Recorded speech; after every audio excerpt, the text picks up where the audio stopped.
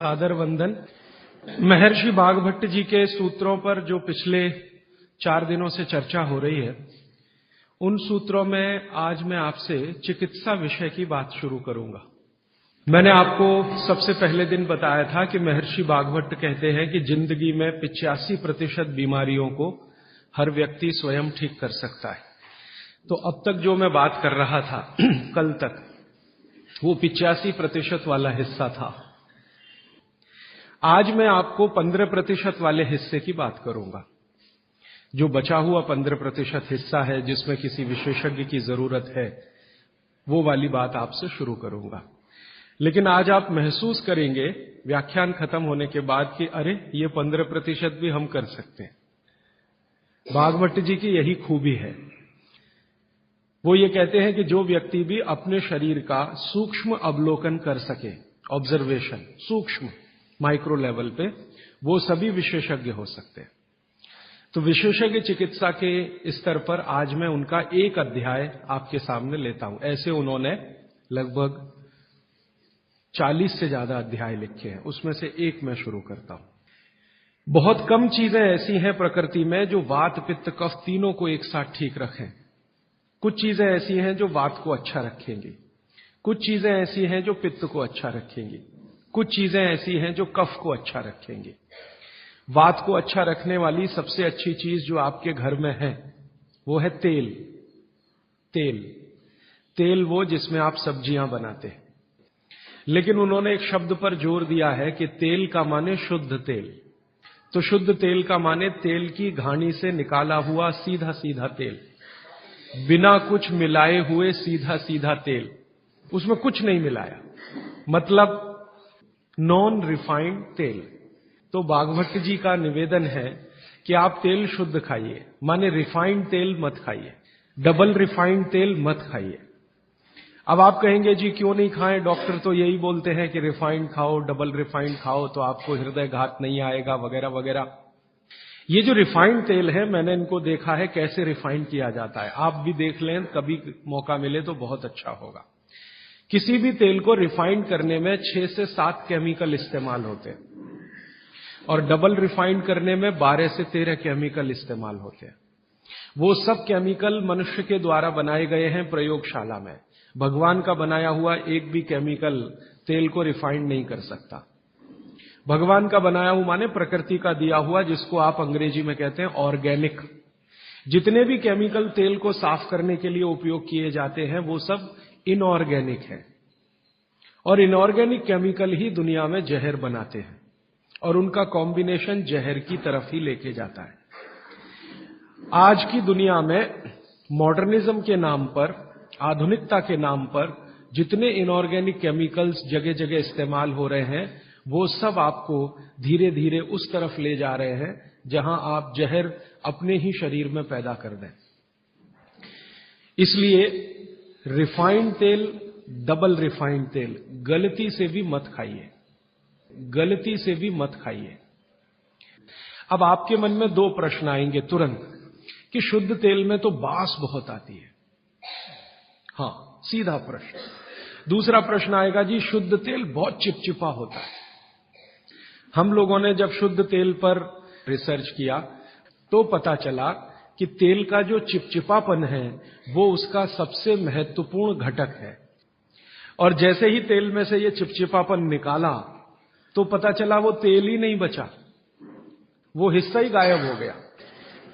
फिर हमने देखा कि तेल में जो बास आ रही है, बास, वो उसका प्रोटीन कंटेंट है। दालों के बाद दूसरे नंबर पर जो प्रोटीन सबसे ज्यादा है वो तेलों में है। 4-5 तरह के प्रोटीन है सभी तेलों में। अब बास निकाल दिया तो प्रोटीन निकल गया, और चिपचिपापन निकाल दिया तो उसका जो फैटी एसिड है वो गायब। अब ये दोनों ही चीजें गायब हो गई तो तेल नहीं रहा, वो पानी है एक तरह से। इसलिए भागवत जी ने सूत्र लिखा कि जिंदगी भर वात की चिकित्सा अगर आपको करनी पड़ जाए तो बेहतर है कि आप शुद्ध तेल खाएं तो वात की चिकित्सा ही ना करनी पड़े। और मैंने आपको सबसे पहले दिन बताया था कि दुनिया में सबसे ज्यादा रोग वात के ही हैं, सबसे ज्यादा रोग। ये घुटने दुखना से लेकर कमर दुखना, हड्डियों में दर्द, ये वात के तो रोग है ही। सबसे खतरनाक वात का रोग है हार्ट अटैक, ब्रेन का डैमेज हो जाना। सबसे खतरनाक वात का रोग है पैरालिसिस। फिर मैंने देखना शुरू किया कि हिंदुस्तान में ये रिफाइंड तेल कब से आए। आज से 50 साल पहले तो कोई जानता नहीं था कि रिफाइंड तेल क्या होता है। ये पिछले 20-25 वर्षों में आए हैं रिफाइंड तेल।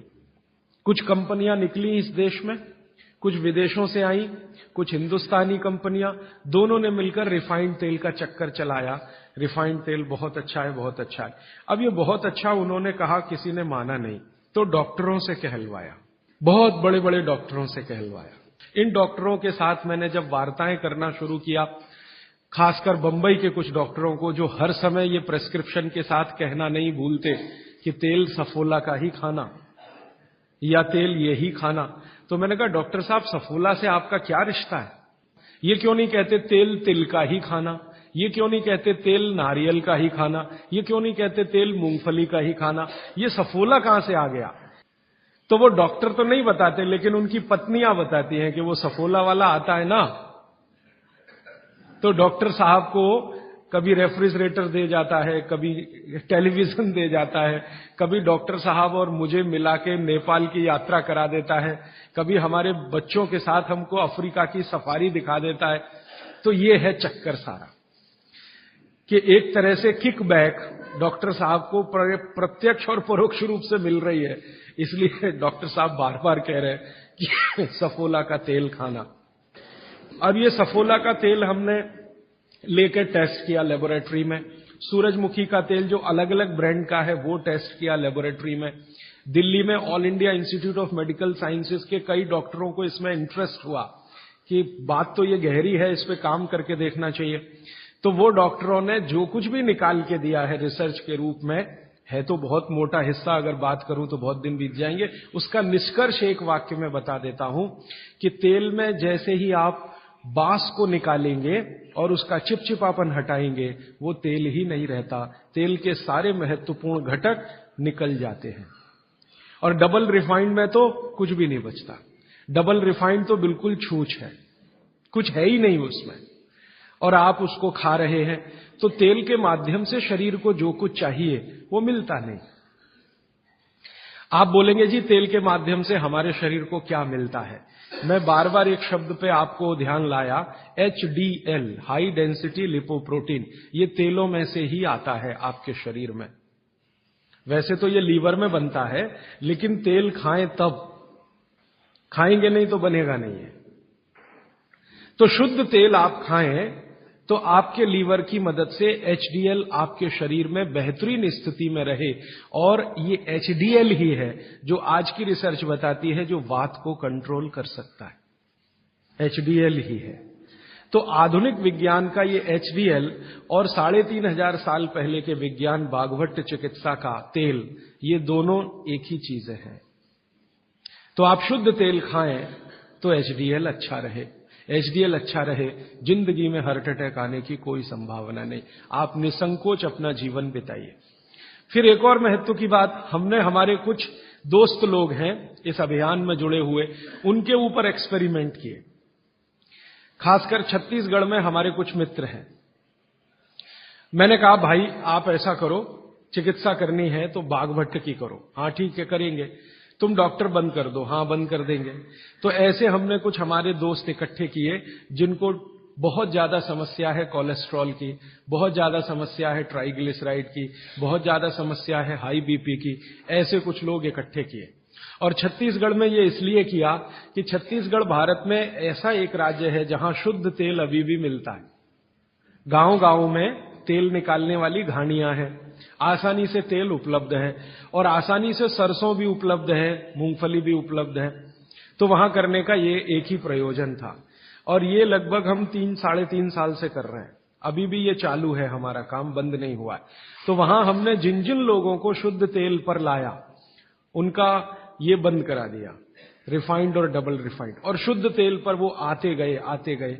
अभी उनकी स्थिति ये है कि जब हम उनको डॉक्टर को दिखाते हैं और पुरानी रिपोर्ट लेके जाते हैं कि देखो 3 साल पहले इनकी ये रिपोर्ट थी, कोलेस्ट्रॉल इतना, ट्राइग्लिसराइड इतना, ये इतना, ये इतना। तो डॉक्टर कहता है ये रिपोर्ट में तो 8 दिन के ज्यादा जिंदा नहीं रहना चाहिए, हार्ट अटैक आना ही चाहिए और मरना ही चाहिए। लेकिन आप बचे कैसे हैं? तो अब रिपोर्ट ये देख लो। आज की रिपोर्ट उनको दिखाते हैं तो वो कहते हैं कि मिरेकल है। ये मिरेकल कुछ नहीं है, चमत्कार कुछ नहीं, बस एक ही है कि शुद्ध तेल खाया उन्होंने, और जो तेल के घटक होते हैं वो भरपूर मात्रा में उनके शरीर को मिले, इसलिए उनके ट्राइग्लिसराइड्स लेवल कम हुए, कोलेस्ट्रॉल लेवल माने वीएलडीएल, एलडीएल कोलेस्ट्रॉल लेवल कम हुए, एचडीएल उनका बहुत तेजी से बढ़ा, ब्लड प्रेशर उनका अपने आप कम हुआ, हार्ट अटैक आने की जो कंडीशन बनी हुई थी वो पूरी तरह से खत्म हुई। और अब इतना काम करने के बाद मुझे ये कॉन्फिडेंस हो गया है कि उनमें से 2 हमारे कार्यकर्ता तो ऐसे हैं जिनको हार्ट में भयंकर ब्लॉकेज थे, अभी चेक कराएंगे तो वो ब्लॉकेज भी नहीं मिलेंगे। ये आया रिपोर्ट, और बागभट्ट जी का देखकर फिर मैंने देखना शुरू किया। आप भी जरा पुरानी चीजें याद करिए, 20 साल पहले की, 25 साल पहले की। तो हमारे घरों में बहुत सारी चीजों में बहुत बार तेल का उपयोग होता था, और तेल के साथ घी का उपयोग तो और भी ज्यादा होता था। तेल और घी एक ही कैटेगरी मान लें आधुनिक विज्ञान के हिसाब से, वैसे आयुर्वेद के हिसाब से दोनों अलग कैटेगरी हैं, लेकिन 1 मिनट के लिए मान लें हम, कितने बार हम घी का उपयोग करते थे घरों में। शीरा बना रहे हैं, हलवा बना रहे हैं, बिना घी के बन नहीं रहा है, दाल में घी खा रहे हैं, रोटियों पे घी खा रहे हैं, सब्जियों में घी खा रहे हैं, और फिर सब्जियां तेल में बना रहे हैं। आप जरा कल्पना तो करिए, कितनी जगह तेल तेल तेल, कितनी जगह घी घी घी। और 40 साल पहले मैंने तो नहीं सुना, पता नहीं आपने सुना, मेरे पिताजी को मैं पूछता हूं कि कितने हार्ट अटैक होते थे, तो मेरे पिताजी कहते अपने परिवार में तो एक भी नहीं हुआ। शायद आप 40 साल पहले के अपने परिवारों को देखें तो आपको भी पता चलेगा किसी को नहीं हुआ। तो जब उतना हम तेल और घी उपयोग कर रहे थे अपने दैनिक जीवन में, हमको हार्ट अटैक नहीं हो रहे थे। ये पिछले 10-12 वर्षों में क्या ऐसा हो गया जो इतने हार्ट अटैक हो रहे हैं? परसों किसी ने मुझे कहा कि 17 साल के एक बच्चे ने हार्ट का ऑपरेशन कराया अभी यहां चेन्नई में, अपोलो में या पता नहीं कहां। अब 17 साल की उम्र में आपको बाईपास करवाना पड़े, एंजियोप्लास्टी करानी पड़े, ये तो दुखद स्थिति है। और ये दुखद स्थिति बहुत दिन समझने के बाद पैदा हुई है रिफाइंड तेलों से, डबल रिफाइंड तेलों से। तो भागवत सूत्र के अनुसार आज मैं आपको विनती करता हूं कि जिंदगी भर वात की बीमारियों से अगर बचना है आपको, तो तेल शुद्ध खाइए, तेल एकदम शुद्ध खाइए। अब आपका तुरंत अगला प्रश्न आएगा, जी चेन्नई में मिलता नहीं, दुनिया में ऐसी कोई चीज नहीं है जो कहीं ना मिले। अर्थशास्त्र ये कहता है कि आप डिमांड खड़ी करो, हर चीज की सप्लाई होती है। जब रिफाइंड और डबल रिफाइंड तेल बिक सकता है तो शुद्ध तेल भी यहीं मिलेगा। आप जितने लोग यहां बैठे हैं, अगर आप ही आज संकल्प कर लें कि हम तो शुद्ध तेल ही खाएंगे, कल से देखना बहुत सारी यहां ऑयल मिलें लग जाएंगी, तेल निकालने वाली मिलें लग जाएंगी। और अब घानी लगाना बहुत ही आसान है। पहले एक जमाना था जब घानी लगाओ तो खर्चा बहुत होता था। अब तो 20-25 हजार रुपए की छोटी मशीन आती है और उसी मशीन में सब तरह के तेल निकल सकते हैं। अलग अलग मशीन भी लगाने की जरूरत नहीं। आप चाहें तो घानी भी लगा सकते हैं, वो तो 18-20 हजार की ही आती है, बैल से चलने वाली घानी। वो अब महंगी नहीं रह गई है और बहुत आसानी से तेल निकल आता है। तो इसलिए आप तेल शुद्ध की तरफ बढ़ जाइए। और मैं आपको जो रिसर्च कहती है वो कह रहा हूं कि जिस तेल में चिपचिपापन जितना ज्यादा होगा वो आपके लिए उतना ही उपयोगी है। जिस तेल में बास जितनी ज्यादा होगी वो उतनी ही उपयोगी है। सरसों के तेल के बारे में सारे डॉक्टर्स ऑल इंडिया इंस्टीट्यूट के जो रिसर्च कर चुके हैं वो ये कहते हैं, सरसों के तेल का डब्बा मुंह पे लगाओ और जो आंख में से आंसू तुरंत ना निकलें तो समझ लो वो नकली है।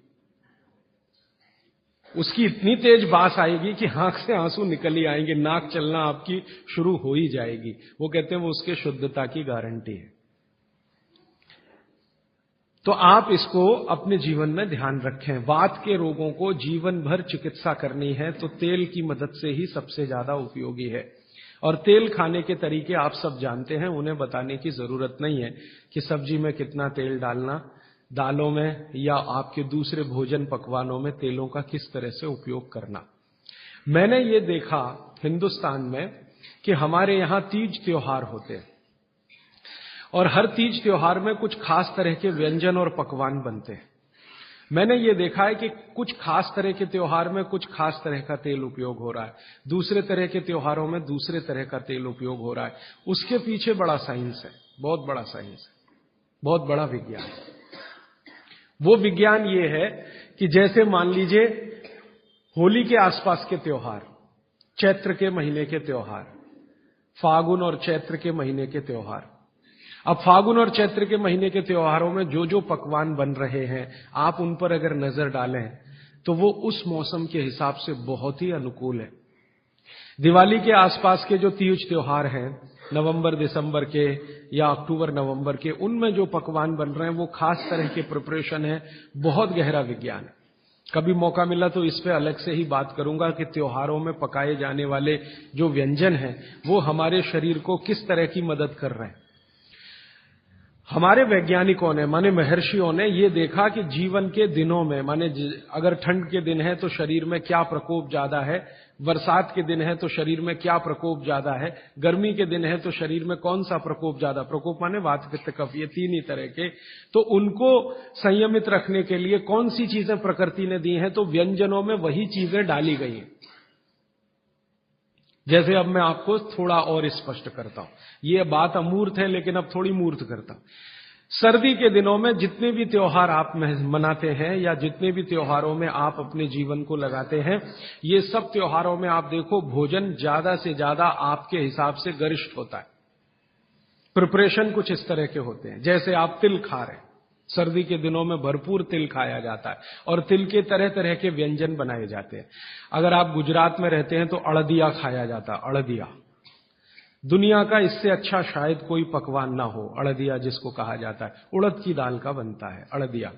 ऐसे ही राजस्थान के कुछ इलाकों में विशेष पकवान है, ऐसे उत्तर प्रदेश के इलाकों में कुछ पकवान है।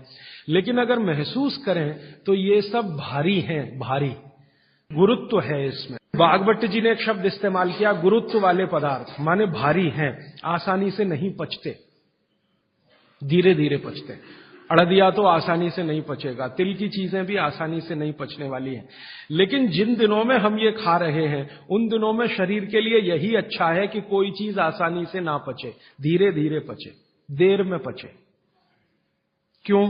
अब ये ठंडी के दिन होते हैं तो ठंडी के दिनों में शरीर में पित्त जो है ना थोड़ा कम होता है, पित्त थोड़ा कम होगा, वात ज्यादा बढ़ा हुआ रहेगा और कफ सबसे ज्यादा बढ़ा हुआ रहेगा ठंड के दिनों में।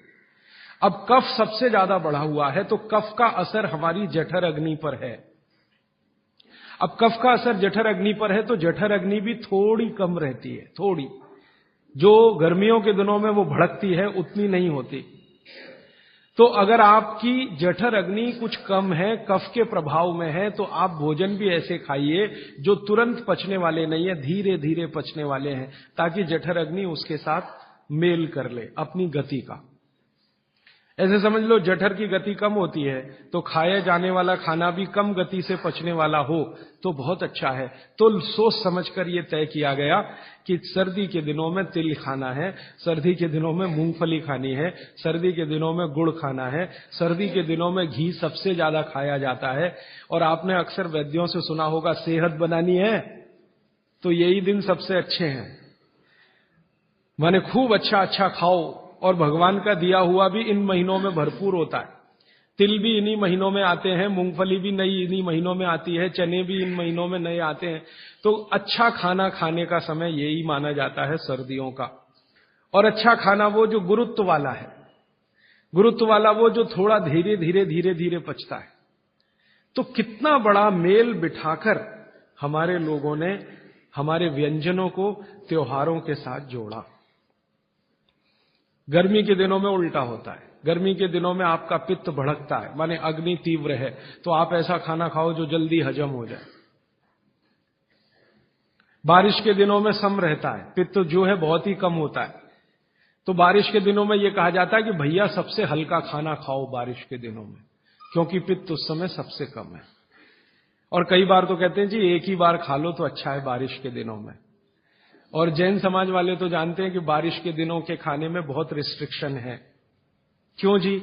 ऐसा खाना तो आप खा ही नहीं सकते जिसमें पानी बहुत हो, क्योंकि शरीर में ही पानी बहुत होता है उस समय। प्रकृति के हिसाब से शरीर चलता है। तो बारिश के दिनों में अक्सर आपने सुना है जैन साधु संतों के मुंह से कि हरा पत्ती का सब्जी मत खाओ, हरा सब्जियां मत खाओ, ये वगैरह वगैरह। हरे पत्ती की सभी सब्जियां बहुत पानी भरी हुई, पानी शरीर में ही पहले से ज्यादा है क्योंकि बारिश में नमी ज्यादा है। तो आप ज्यादा पानी के शिकार होंगे। ज्यादा पानी भी अच्छा नहीं है, कम पानी भी अच्छा नहीं है। तो इसलिए साधु संत जो कहते हैं वो भी कुछ विज्ञान के आधार पर कहते हैं। बस अंतर इतना ही है कि हमारे दिमाग में क्यों इतना गहरा घुसा हुआ है कि जब तक क्यों एक्सप्लेन कोई नहीं करता हम ना उसकी बात सुनते हैं ना मानते।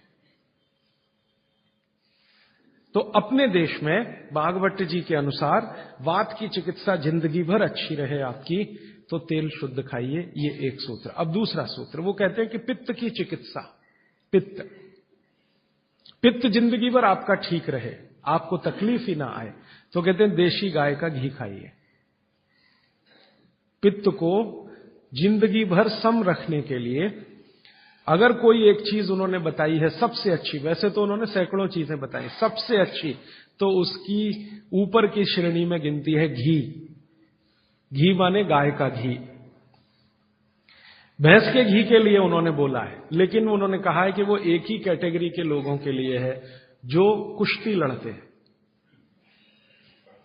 कुश्ती लड़ते हैं माने पहलवानी करते हैं, दंड बैठक लगाते हैं, पहलवानी करते हैं, वो घुमाते हैं। इनके लिए उन्होंने कहा है कि ये गाय का घी कभी ना खाएं, ये भैंस का ही घी खाएं, क्योंकि होना ही उनको भैंस के जैसा है। आपके लिए नहीं है, आप सदगृहस्थ हैं, ना आपको कुश्ती लड़नी है, ना आपको पहलवानी करनी है, ना आपको दंड बैठक लगानी है, ना आपको रेस जीतनी है, आपको तो जीवन अपना चलाना है ठीक तरीके से। तो आपके लिए है गाय का घी। और पहलवान जो कुश्ती लड़ रहे हैं, अखाड़े में दंड बैठक लगा रहे हैं, मुगदर घुमा रहे हैं वगैरह वगैरह, इनके लिए है भैंस का घी। भागवत जी कहते हैं कि वो अगर गाय का घी खाएंगे तो बीमार पड़ेंगे, और आपने अगर भैंस का घी खाया तो आप तकलीफ में आएंगे। तो जिंदगी भर पित्त आपका ठीक रहे, पित्त से होने वाली बीमारियां ना हो, तो आप गाय का घी खाते रहिए। और तीसरी बात जो कहते हैं कफ, कफ को जिंदगी भर शांत रखना है, शमित रखना है, सम अवस्था में रखना है। तो सबसे अच्छी चीज जो उन्होंने बताई है, वैसे तो सैकड़ों हैं, लेकिन मैं सबसे अच्छी चीज पहले बता रहा हूं। वो कहते हैं नंबर 1 की चीज है कफ को शांत रखने के लिए, वो है गुड़। और ऑब्लिक करके उन्होंने एक चीज बताई है, शहद। तो वो कहते हैं कि जो शहद खा सकते हैं वो शहद खाएं, जो नहीं खा सकते वो गुड़ खाएं। अब आप में से जो जैन सिद्धांतों का पालन करने वाले हैं उनके लिए है गुड़, और जो जैन सिद्धांतों का पालन नहीं करते वो शहद भी ले सकते हैं। तो 3 चीजों की अब बात मैं कर रहा हूं। पहली चीज हो गई शुद्ध तेल, दूसरी चीज हो गई गाय का घी, और तीसरा हो गया गुड़। उल्टे से शुरू करता हूं, गुड़ कफ को कैसे शांत रखेगा। आधुनिक विज्ञान की जानकारी कुछ मैं आपको इसमें जोड़ना चाहता हूं। कफ जब भी बिगड़ता है तो शरीर में एक तत्व की बहुत कमी आ जाती है, वो है फास्फोरस। केमिकल है एक फास्फोरस। जब भी कफ बिगड़ेगा तो आप समझ लो आपके शरीर में फास्फोरस की कमी है। और फास्फोरस का एक छोटा भाई भी है, आर्सेनिक। आर्सेनिक वैसे तो शरीर में ना रहे तो अच्छा है क्योंकि जहर है, लेकिन बहुत मामूली मात्रा में रहे तो फास्फोरस को ताकत देता है ये आर्सेनिक। फास्फोरस का कॉम्प्लीमेंट्री है आर्सेनिक। ये केमिस्ट्री की बात है। अब आप समझ लीजिए कि कफ आपके शरीर में बढ़ गया, इसका माने फास्फोरस कम हो गया। तो भागवत जी ने कितनी इंटेलिजेंसी से चुना, गुड़ खाओ। हमने गुड़ को जब टेस्ट किया लेबोरेटरी में तो उसमें सबसे ज्यादा फास्फोरस ही है। गुड़ में सबसे ज्यादा फास्फोरस है। हालांकि उसमें थोड़ा मात्रा में आर्सेनिक भी है, लेकिन फास्फोरस उसमें सबसे ज्यादा मात्रा में है। और गुड़ जो बना है ना, किससे बना है? गन्ने के रस से। तो गन्ने के रस को टेस्ट किया तो पता चला गन्ने के रस में फास्फोरस है, लेकिन गन्ने के रस से ज्यादा गुड़ में है। गन्ने के रस में भी फास्फोरस है, लेकिन उससे ज्यादा गुड़ में है। तो क्या किया हमने? गन्ने के रस को गर्म किया। तो गर्म करने की जो प्रक्रिया है, इसमें फास्फोरस घटा नहीं बढ़ा। ये पता नहीं क्या अद्भुत विज्ञान है। तो बागवती जी ने ये नहीं कहा कि गन्ने का रस पियो, उन्होंने कहा गुड़ खाओ। गन्ने के रस को भी वो कह सकते थे क्योंकि फास्फोरस उसमें है, लेकिन गन्ने के रस से ज्यादा बेहतरीन स्थिति का फास्फोरस गुड़ में है, जो सबसे जल्दी हजम होता है। ये गुड़ ऐसी अद्भुत चीज है जो 1 दिन के बच्चे को भी खिलाया जा सकता है। 1 दिन के बच्चे को, आज बच्चा पैदा हुआ, आप शाम को उसे गुड़ दे सकते हैं, आज ही दे सकते हैं। हाँ, तो आप जो है एक ऐसी स्थिति में है जहां आपके पास कई चीजें उपलब्ध हैं, उनमें से भागवती जी चुनकर दे रहे हैं कि देखो ये है। अब गुड़ बनाने के पहले एक और चीज बनती है जिसको मराठी में कहते हैं काकवी, तरल गुड़ कहिए उसको, तरल गुड़। राब कहते हैं कई लोग उसको, राब, राजस्थान में राब कहते हैं। वो ये कहते हैं कि गुड़ और राब में आपके पास अगर चॉइस है तो राब खाइए, वो गुड़ से भी ज्यादा अच्छी है। तो राब हमने बनवाई और उसको टेस्ट किया लेबोरेटरी में, तो गुड़ से बेहतरीन स्थिति का फास्फोरस राब में है। तो आपकी जिंदगी का इसको हिस्सा बना लीजिए, हिस्सा। कफ की जिंदगी में तकलीफ कभी भी नहीं आए जो आप राब और गुड़ खाएं, ये आपकी जिंदगी का हिस्सा हो जाना चाहिए। अब आप पूछेंगे जी कौन सा गुड़ खाएं? बाजार में कई तरह के गुड़ हैं। एक गुड़ है जो बहुत गोरे रंग का होता है, सफेद सफेद होता है। जो गुड़ का रंग जितना ज्यादा साफ, वो उतना ही बड़ा जहर। आप कहेंगे जी ये गुड़ तो बहुत ही बढ़िया, एकदम सफेद। ये सफेद रंग के चक्कर में हम बर्बाद हो गए। जब से अंग्रेज आए ना, हमारे दिमाग में भूत घुस गया, हर चीज हमें गोरी चाहिए, हर चीज गोरी, हर एक रंग सफेद चाहिए। हां, मैं रविवार का अखबार जब पढ़ता हूं ना, तो मैट्रिमोनियल कॉलम्स आते हैं, सबको गोरी पत्नी चाहिए, भले चाहने वाला चिक्कट काला हो, उसको गोरी ही चाहिए। भागवती जी कहते हैं कि प्रकृति में, आप इसको ध्यान से सुनिए, प्रकृति में जिन चीजों का रंग जितना ज्यादा सफेद है वो उतनी ही आपके लिए अनुकूल नहीं है। इसको ध्यान से समझिए। प्रकृति में जिन चीजों का रंग जितना ज्यादा सफेद है वो आपके अनुकूल नहीं है। उदाहरण के लिए भैंस का दूध बहुत सफेद है, वो पहलवान के लिए है, आपके लिए नहीं है भैंस का दूध।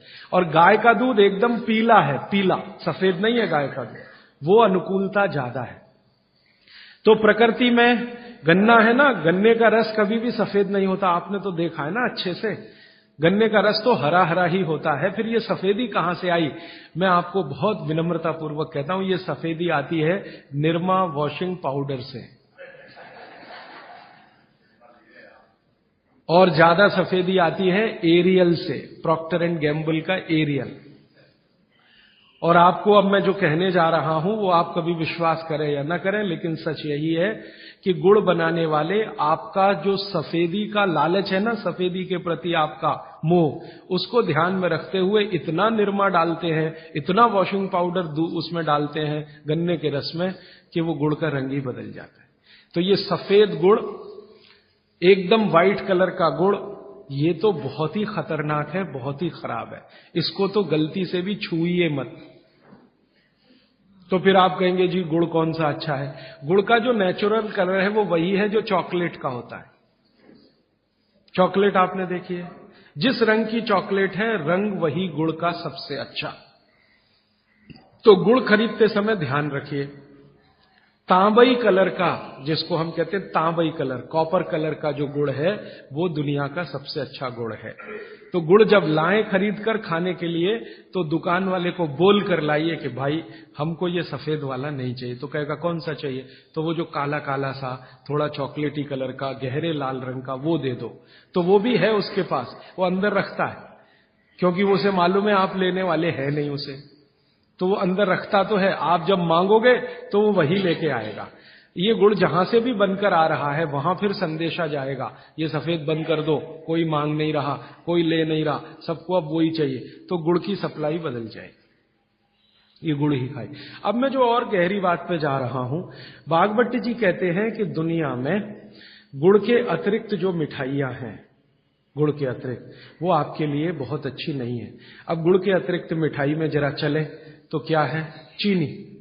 आज के समय में, बागभट्ट जी के समय चीनी नहीं थी, इसलिए उन्होंने उस पर कोई सूत्र नहीं लिखा, क्योंकि उन्हें कोई कल्पना भी नहीं थी कि चीनी बना लेगा आदमी। अब ये चीनी बहुत खराब है। चीनी और गुड़ का एक ही रॉ मटेरियल है, आप जानते हैं। गन्ने के रस में से ही चीनी बनती है और गन्ने के रस में से ही गुड़ बनता है। बस दो अलग अलग सभ्यताओं का इसमें फर्क है। एक है सभ्यता यूरोप और अमेरिका की, जहां से चीनी आई, और दूसरी सभ्यता है भारत की, जहां से गुड़ आया। एक ही रॉ मटेरियल है, एक ही रॉ मटेरियल है। चीनी बनाने के लिए भी गन्ने का रस ही लगता है, गुड़ बनाने के लिए भी गन्ने का रस ही लगता है। और थोड़ा सा आगे बढ़े कि एक ही रॉ मटेरियल है गेहूं का आटा, जिससे रोटी भी बनती है, पूड़ी भी बनती है, पराठा भी बनता है, उसी से पाव रोटी भी बनती है और डबल रोटी भी बनती है। ठीक है, सभ्यताओं का अंतर है, रॉ मटेरियल सेम है। गेहूं का आटा वो हिंदुस्तान में भी है, वो अमेरिका में भी है, वो कनाडा में भी है, वो भारत में भी है, लेकिन वो गेहूं के आटे से बनाते हैं पाव रोटी और डबल रोटी। हम गेहूं के आटे से बनाते हैं रोटी, पूड़ी या पराठा या आदि आदि बहुत सारी चीजें। अंतर क्या है जी? अंतर प्रोसेस का है, प्रक्रिया का अंतर है, प्रक्रिया का अंतर है। रॉ मटेरियल सेम है, एंड प्रोडक्ट भी सेम है, खाए जाने के लिए बन रहा है, लेकिन प्रक्रिया अलग अलग है। वो रोटी बनाएंगे तो पहले आटे को सड़ाएंगे, फर्मेंट करेंगे, और आटे को सड़ा सड़ा के पुराना पुराना कर करके फिर उसमें से पाव रोटी ही बनेगी। रोटी तो बन नहीं पाएगी, क्योंकि आटे के फर्मेंटेशन के बाद रोटी बनना मुश्किल होता है उसमें। और हम आटे को पानी में गूंदेंगे और तत्काल उसकी प्रक्रिया करके रोटी बना लेंगे। वो प्रक्रिया नहीं कर पाते, क्योंकि उनको कोई सिखाने वाला नहीं, कोई यूनिवर्सिटी नहीं, कोई कॉलेज नहीं। इसी तरह से उनके यहां शक्कर में होता है कि गन्ने के रस को, कई देशों में गन्ना उत्पन्न होता है, ब्राजील में, मैक्सिको में वगैरह वगैरह, तो वो गन्ने के रस को प्रोसेस करते करते चीनी बना लेते हैं। हम चीनी की तरफ नहीं गए, हमने गुड़ ही बनाया, क्योंकि चीनी बनते ही, अब आप ध्यान देना जो मैं कहने जा रहा हूं, चीनी बनते ही फास्फोरस खत्म होता है। चीनी बनते ही फास्फोरस खत्म होता है, और आपको चाहिए फास्फोरस कफ का शमन करने के लिए। अब वो है ही नहीं चीनी में, तो आप जो चीनी खा रहे हैं वो जिस उद्देश्य के लिए खा रहे हैं वो पूर्ति ही नहीं होती। और चीनी एक ऐसा केमिकल है, अगर मैं ब्लैक बोर्ड लेके चौक पे समझाना शुरू करूं तो समय थोड़ा ज्यादा लगेगा, लेकिन अंतिम बात आप जल्दी समझ जाएं। चीनी जब आपके शरीर में जाती है और ये टूटती है, हर चीज अंदर जाके टूटती है, माने पचती है, तो इसके सबसे अंत में जो बनता है वो एसिड है। और गुड़ जब शरीर में जाता है और टूटता है तो इसके सबसे अंत में जो बनता है वो क्षार है। अब मैंने आपसे थोड़े दिन पहले कहा था, पता नहीं याद है कि नहीं, पेट में हमेशा अम्ल है, ठीक है। अब पेट में तो अम्ल पहले से है ही, प्रकृति का दिया हुआ। आपने चीनी खाई, चीनी में से भी अम्ल ही निकला, तो अम्ल तो बढ़ गया ना जरूरत से ज्यादा। और ये बढ़ा हुआ अम्ल अगर पेट में आपके है तो ये खून में भी जाएगा, आप इसे रोक नहीं सकते, क्योंकि पेट में जो है वो खून में भी जाएगा। और खून में अम्ल बढ़ता ही गया। रोज आपने 1 चम्मच चीनी खाई, 2 चम्मच चीनी खाई, 3 चम्मच चीनी खाई, हर दिन उसमें से अम्ल निकल रहा है, और पेट का अम्ल भी उसमें जुड़ रहा है, फिर निकल रहा है, फिर जुड़ रहा है, फिर निकल रहा है। फिर 10 साल का हिसाब निकालो, 20 साल का निकालो, 30 साल का निकालो, आपका दिमाग घूम जाए। रोज का अगर 2 चम्मच चीनी का हिसाब जोड़ो, वैसे तो जो 2 चम्मच से ज्यादा ही रहती है एक आदमी की जिंदगी में चीनी। दूध में भी चीनी लेते हैं, चाय में भी चीनी लेते हैं, 2 चम्मच रोज की। 2 चम्मच माने हो गई लगभग 10 ग्राम के आसपास। तो 10 ग्राम चीनी रोज की, 1 साल में कितनी, 10 साल में कितनी, 30 साल में कितनी, 40 साल में कितनी, हिसाब निकालोगे ना तो मरते समय तक 1 बोरा चीनी तो कोई भी खा लेता है, 100 किलो तक। अब इतनी चीनी खा के जो एसिड बनेगा वो कहां जाएगा? बेचारा आपका किडनी जितना निकाल सकता है वो निकालने की कोशिश करेगा, लेकिन सब नहीं निकाल पाया, तो ये रक्त में ही रहेगा। और यही एसिड है जो वात के रोग आपको पैदा करेगा। तो इसलिए चीनी और गुड़ एक ही चीज में से बनने वाली 2 मीठी वस्तुएं हैं, लेकिन गुड़ में क्या है, गुड़ जब आप खाएंगे, फास्फोरस किसी भी चीज में रहे क्षारपन ही रखता है वो उस चीज को, माने उसमें एल्केलाइन की प्रॉपर्टी ही रहती है। तो गुड़ कितना भी खाएंगे क्षार ही बनेगा, और वो क्षार पेट के अम्ल को बैलेंस करता रहेगा, तो पेट की अम्लता बढ़ने नहीं पाएगी, तो जिंदगी आपकी सुखद और निरोगी होती जाएगी। अब इसको और एक तरीके से समझाता हूं। गुड़ और चीनी पे जब हमने एक्सपेरिमेंट किए तो पता चला चीनी को पचाने के लिए पूरे शरीर को वैसी ही ताकत लगानी पड़ती है जैसी ठंडे पानी को पचाने के लिए लगती है। पूरा शरीर झुक जाता है तब चीनी जाके पचती है, और सबसे देर में पचती है। आपने जो दाल खाई है वो पच जाएगी, गेहूं पच जाएगा, चना पच जाएगा, मटर पच जाएगी, चीनी सबसे अंत में जाके पचेगी, और उसको पचाना पड़ता है। लेकिन गुड़ दुनिया में ऐसी अद्भुत चीज है जो बनाई हिंदुस्तानियों ने कि गुड़ सबको पचा देता है। गुड़ तो सब चीज को पचा देता है, चीनी को पचाना पड़ता है। मेरी बात समझ में आ रही है आपको? गुड़ हर चीज को पचा देगा, खुद ताकत लगा देगा।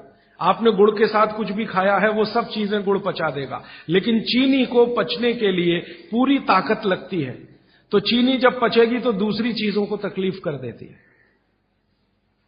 तो इसलिए बेहतरीन है कि गुड़ खाइए, जिंदगी भर कफ के रोग आपको नहीं आएंगे। फिर अंत में वही सवाल, मिलता नहीं जी, ये रोना बंद कर दीजिए। दुनिया में हर चीज मिलती है, जहर भी है, अमृत भी है, आपको क्या चाहिए?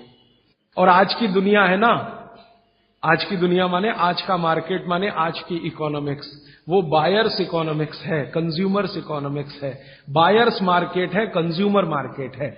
माने जो ग्राहक मांग करेगा वही चीज बाजार में टिकेगी, ग्राहक मांग ही नहीं करेगा तो वो टिकने वाली ही नहीं है। तो आप मांग करना शुरू करो, जी गुड़ चाहिए, गुड़ चाहिए, गुड़ चाहिए, तो आप में से ही कई लोग खड़े हो जाएंगे, बोलो कितना चाहिए। मैं कोल्हापुर जाके आता हूं, गुड़ वाले से बात करके आता हूं, हमारा गुड़ जो है हमें सफेद नहीं चाहिए, हमें तो वो वाला गुड़ चाहिए जो काला का। कोई कहेगा मैं बिहार जाके आता हूं, गुड़ वाले से बात। जहां जहां गुड़ बनने के बड़े केंद्र हैं, बिहार बहुत बड़ा केंद्र है, गन्ना होता है, कर्नाटक में बहुत गन्ना है, महाराष्ट्र तो गन्ने का सबसे बड़ा केंद्र है हिंदुस्तान में। आपका महाराष्ट्र आपके बॉर्डर पे ही है, आंध्र प्रदेश में बहुत गन्ना है, तमिलनाडु में भी गन्ना है, कई इलाके तमिलनाडु में गन्ने के। जहां जहां गन्ना होता है वहां गुड़ बन सकता है। आप गुड़ बनाने वाले को बस संपर्क कर लीजिए कि देख भाई, तू इसमें वॉशिंग पाउडर मत डालना, तू इसमें वॉशिंग पाउडर मत डालना, लगे तो 2 रुपए किलो ज्यादा ले लेना। तो वो जो 2 रुपए किलो का लालच है वो ही उसको ईमानदार बना देगा। आप ले लो उससे। वो कहता है जी मेरा गुड़ 15 रुपए किलो, आपको मैं 17 रुपए किलो ले लूंगा, तुम इसमें ये जहर मत डालना। और वो 2 रुपए किलो आपने जो ज्यादा दिया वो जिंदगी के लिए कोई घटिया सौदा नहीं है, बहुत फायदे का सौदा है। तो गुड़ बनाने वाले इस देश में आज भी हजारों की, लाखों की संख्या में है, गांव गांव में है। आप उनसे संपर्क कर लीजिए और कोई एक गुड़ का केंद्र ही शुरू कर दीजिए। आपके आपस में सब लोगों को, जितने कम से कम 500-700 लोग यहां बैठे हैं, इतने घरों के लिए गुड़ आ सकता है, जरूरत के हिसाब से आपको उपलब्ध हो सकता है। तो ये मत कहिए कि मिलता नहीं, हर चीज इस देश में मिलती है, छोटे छोटे गांवों में भी उपलब्ध है। कुछ लोग गुड़ खाइए, कुछ लोग काकवी खाइए, माने जिसको राब कहते हैं। जितना जाड़े का समय है ना, नवंबर, दिसंबर, जनवरी, फरवरी तक राब भरपूर खा सकते हैं। दही में राब खाइए, दूध में राब खाइए, हलवा राब का बनाइए, गुड़ का हलवा बनाइए, गुड़ दही में खाइए, गुड़ दूध में खाइए। अब गुड़ को दूध और दही में खाने का नियम है, वो बागभट्ट जी कहते हैं। वो कहते हैं जी दही में मिला के गुड़ खाया जाए, दही में मिला के गुड़ खाइए, दूध में गुड़ कभी मत मिलाइए, दूध में गुड़ कभी मत मिलाइए, दही में मिला के खाइए। तो दूध में कैसे खाएंगे जी? दूध में ऐसे खाएंगे कि पहले गुड़ खा लीजिए, पीछे से दूध पी लीजिए, या दूध पी लिया पीछे से थोड़ा गुड़ खा लीजिए। दूध में गुड़ मिला नहीं सकते, और दही में कभी भी बिना मिलाए मत खाइए। आप में से कोई बिहार वाले हैं ना, तो वहां पर एक बहुत बढ़िया व्यंजन मिलता है, उसका नाम है दही चूड़ा। दही चूड़ा ही कहते हैं, चूड़ा। ये मिथिला में मैंने खाया, और ऐसा अद्भुत है जो दुनिया में शायद कहीं ना हो। मिथिला में, मिथिला माने एक एरिया है बिहार का, करीब 8-10 जिले उसमें आते हैं। उन जिलों में जब भी आप जाएं तो मेहमान को वही परोस के लाते हैं। तो मैं भी मेहमान जैसा ही रहता हूं, तो मुझे हर घर में दही चूड़ा मिलता है। तो वो दही डाल के लाते हैं, ऊपर से गुड़ डाल के लाते हैं, दही के ऊपर गुड़ रहेगा। तो मैंने कई बार कहा कि अलग प्लेट में गुड़ ले आओ, तो वो कहते नहीं नहीं, आपको फिर खाना नहीं आता दही चूड़ा। तो पहले मुझे सच में नहीं मालूम था। अब जब ये मुझे पता चला बाघभट्ट चिकित्सा का, तब मेरी अकल में आया कि वो सब बाघभट्ट के चेले हैं, दही में गुड़ मिला के पहले से ही चिवड़ा पे रख के लाते। तो दही में गुड़ मिला के ही खाइए। अगर आप दही खा रहे हैं तो गुड़ मिला के ही खाइए। तो दही के कई दोष जो आपके लिए अनुकूल नहीं है वो भी खत्म हो जाते हैं। और दूध में गुड़ कभी भी मत मिलाइए।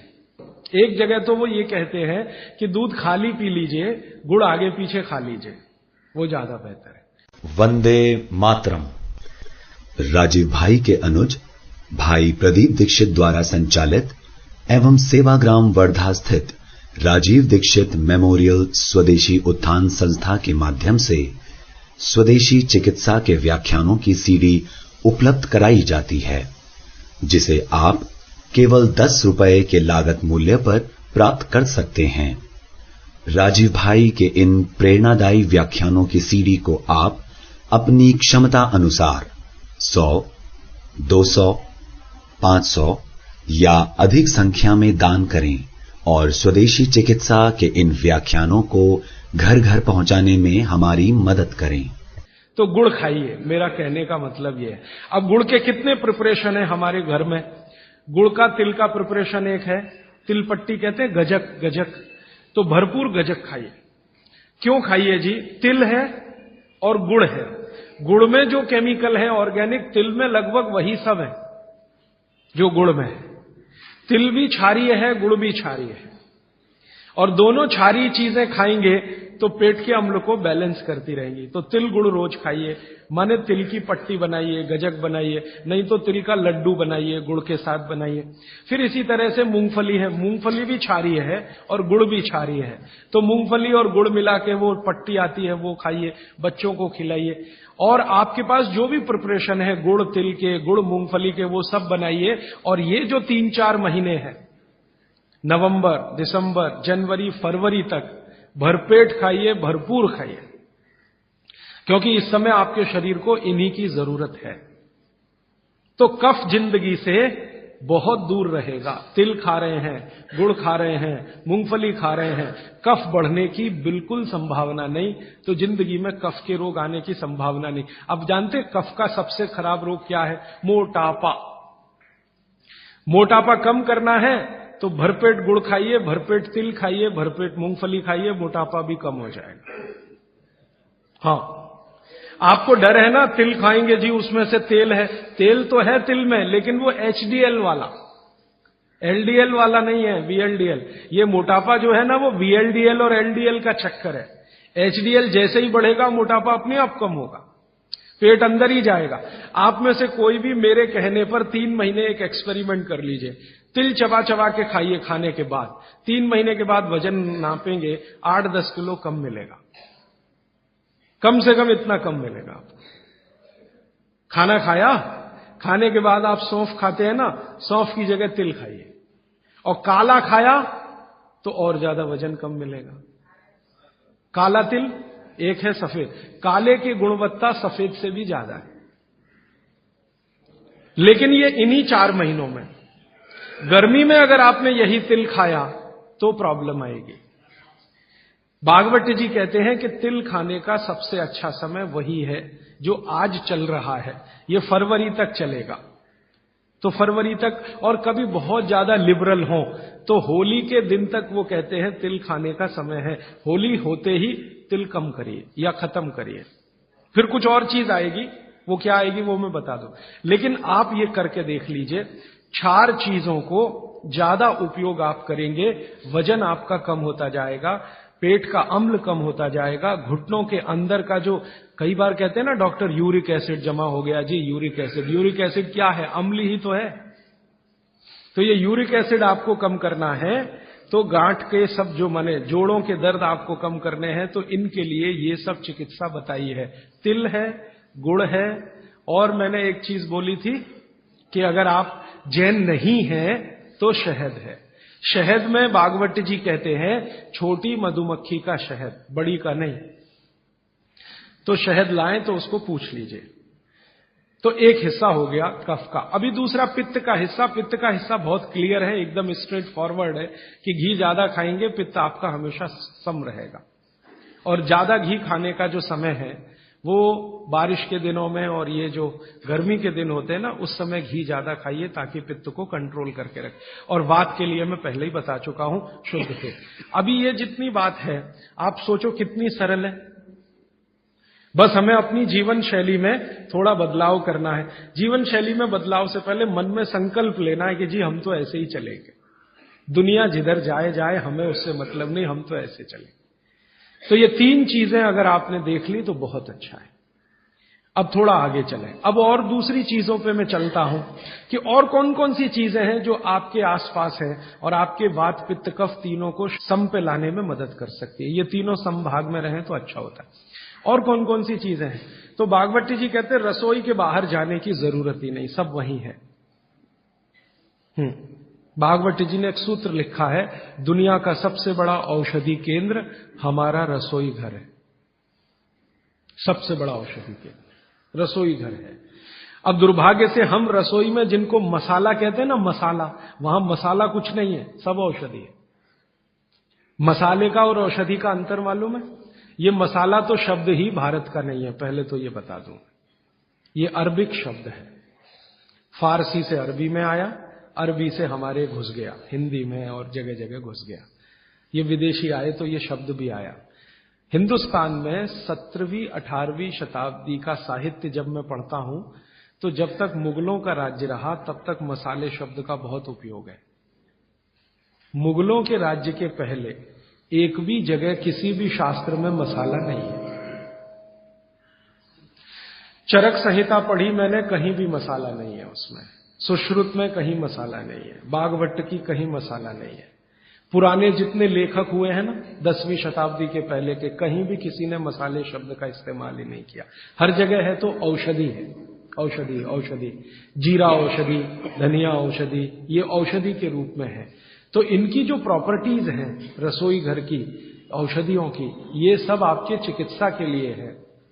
अब मुझे समझ में आता है कि हमारे पुराने जमाने की माताएं बहनें, जो हमारी दादी हैं, नानी हैं, उन्होंने अपनी अपनी बेटियों को जो कुछ सिखाया, सब्जी बनाना तो क्या क्या डालना, जीरा चाहिए, धनिया चाहिए, हींग चाहिए, मात्रा कितनी कितनी चाहिए, वो सब बड़े वैज्ञानिक और चिकित्सक लोग रहे होंगे।